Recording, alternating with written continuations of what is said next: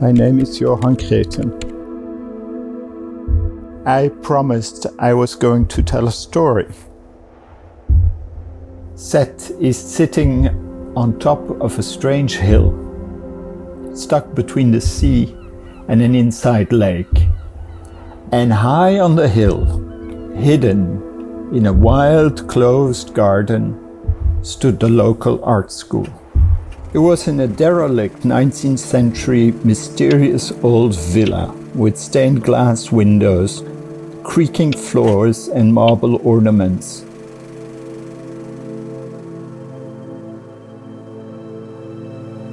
Its director was a young woman, Noël Tissier. She herself a volcano of energy and vision.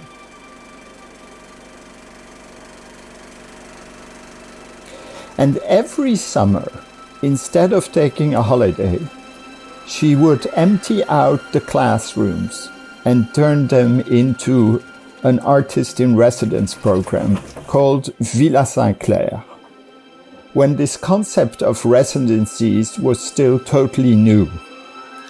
She would invite artists, writers, poets, curators, collectors, friends, and we would party. So I turned an office into a clay studio. It was fun. We would have to carry the unfired works to the other side of the town to get them fired. There was no kiln at the art school.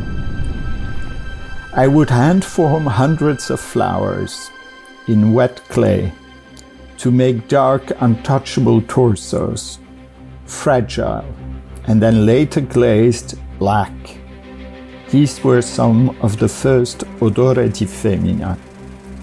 These torsos, dark as the rocks in the sea, covered with barnacles and mussels.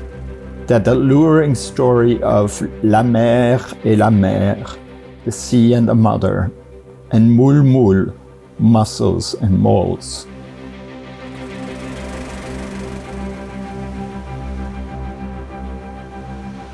There were also lots of dark skulls in unglazed terracotta clay. Rather depressing, all of that. You know, Sète has one of the most beautiful graveyards in the world. It's the Seaman's Cemetery, overlooking the vast expanse of this blue sea.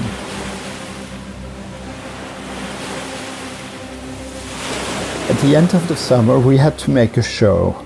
But the white cubes didn't do it for me.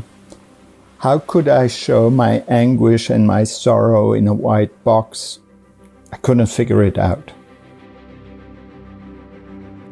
One day, walking with Noël in the graveyard, she pointed out something far in the sea.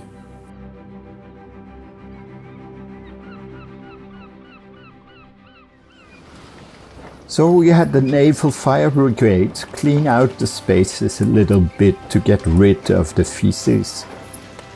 We found sea captains willing to bring visitors to the brise-lames with their boats. Found the local radios willing to announce the event.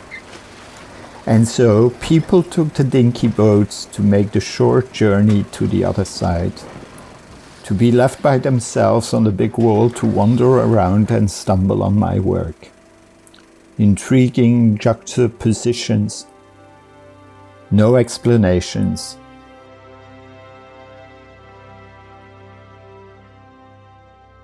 Just the anguish of not getting on a boat back. The feeling of being stuck in a place between the land and eternity. A place in limbo. We're in 1991. Around us, lots of people disappear. Young artists in the prime of their lives. One day they're there, the next day gone. A dark shadow takes the joy of our young lives away.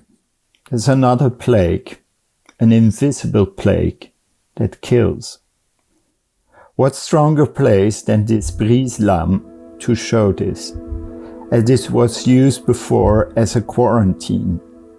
Quarantaine, quarantine. Quarantaine, 40.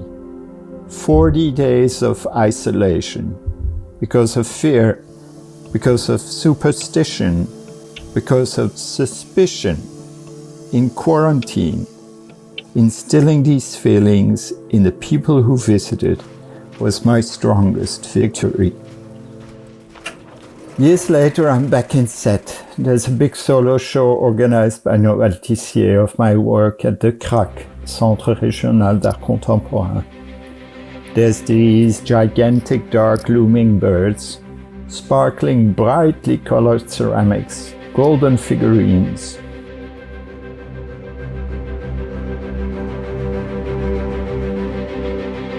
And a few examples of the Odore di Femmina. I still have not solved the mystery. I model them when I'm down. They're still beautiful and mysterious. They're still untouchable, sharp, and way stronger than they look. And Jean-Michel is still there, as is Noël Tissier. With Noël, we're preparing another show, this time for the Villa Medici in Rome. I will take a dark torso there too. And I also will take Odore di Femmina to New York, to Perrotin, when this storm is over. In a few weeks, in a few months, next year. And that before we make our own crossing. There must be hope. So please, stay strong, stay safe. Love from Paris, Johan.